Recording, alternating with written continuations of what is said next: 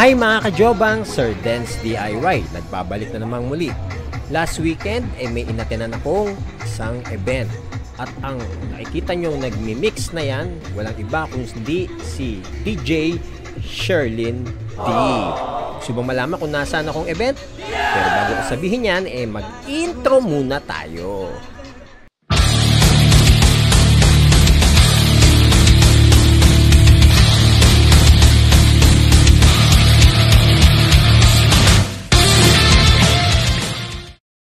Nitong nakaraang weekend, umattend ako sa Music Manila Expo 2024. Sa ikatlong araw na nga ako naka-attend no?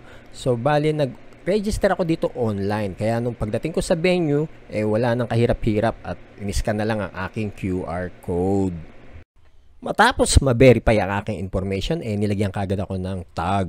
Kulay dilaw ang tag, di ba? Pagpasok ko sa venue, namangha ako dahil napakaraming tao at ubod ng liwanag para akong nasa concert.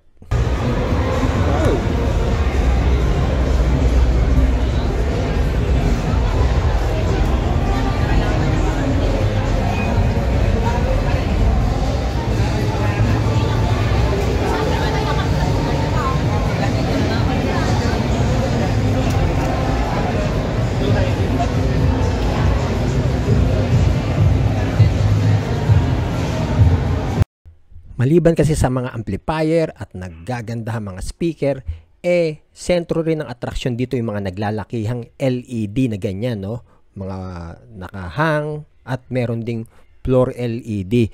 Sa mga game show ko lang nakikita to di ba? Maliban sa mga game show, sa mga studio rin ng noontime show, nakikita ko yung mga ganito kagaya ng Showtime, Itbulaga, at yung kay Kuya Will. Siyempre, kung merong LED sa mga studio, meron din yung mga pang-effects na tinatawag. Diba? Yan, yung mga smoke machine o pug machine na tinatawag. Kala ko nga dati, yung mga ganyan, uling lang na pinapaypayan ng mga crew, no? Pero hindi, di kuryente rin pala yan, no? Galing!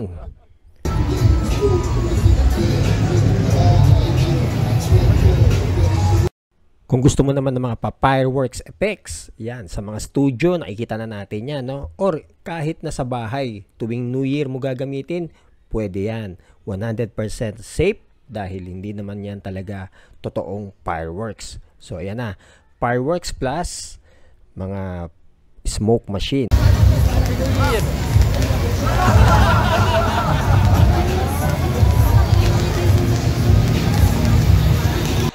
So ayan mga kajobang, hayaan nyo muna ako magpa-cute. Dito sa aking likuran background ko tong mga naglalakihang LED screen na to, di ba? Galing Kaya nga tuwan-tuwa rin yung mga bata sa likuran ko Hop, ito naman ibang klase. Pabago ang effects sa likod, di ba? Galing. Pakiramdam ko nasa studio ko ni Kuya Will. Joke lang. At kung gitara naman ang trip mo, marami ka ring mabibili dito. Iba't ibang klase. Merong electric guitars na iba't ibang presyo. Siyempre, ang presyo depende sa style at depende rin siyempre sa specs ng gitara. Kaya kung talagang gitarista ka o rockista ka at gusto mong bumili ng gitara, takbo na kayo dito sa Music Manila Expo. Sari-saring gitara ang makikita nyo. Ayan pa At bukod sa gitara, dito nga pala sa third day ng Music Manila Expo, meron ding mga tugtugan. Nandito si no other than Miss Barbie Almavis, Romel de la Cruz, Kakoy Legaspi, at Wendell Garcia. Ito na nga bang napipintong reunion ng Barbie's Cradle?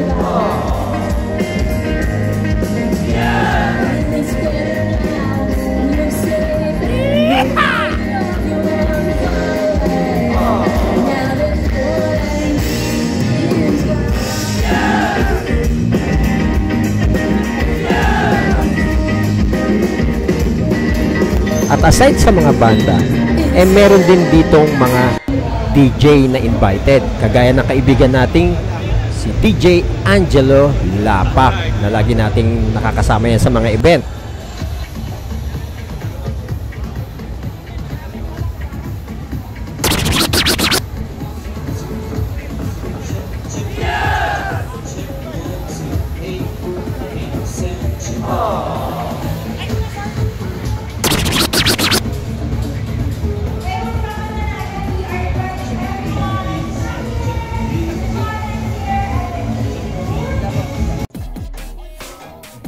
And bukod kay DJ Angelo Lapak, mula naman sa Sounds Institute, nandirito ang the very lovely DJ na si DJ Charlene D.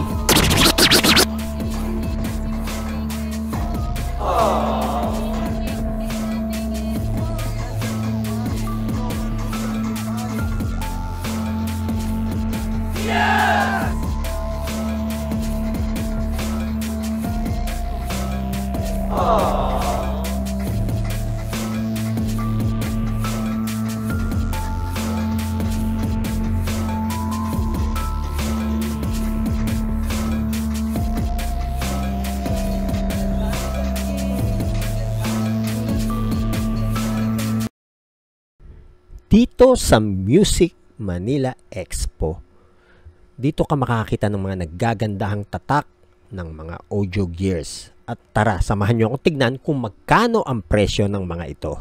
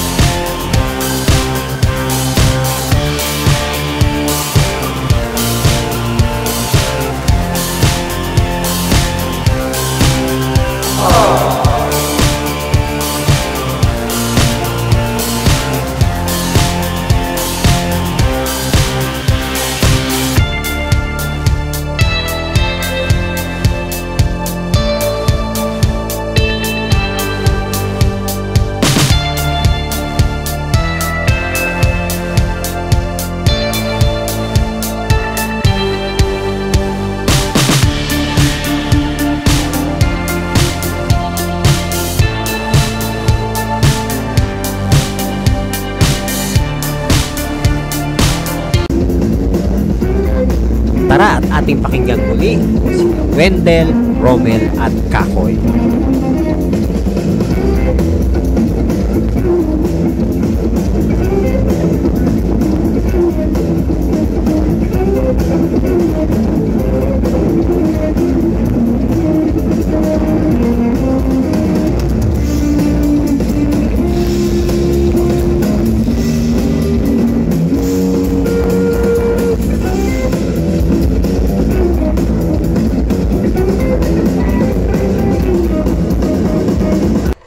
At kung kayo'y bago lang sa aking channel, don't forget to subscribe, like, and share ang aking mga video.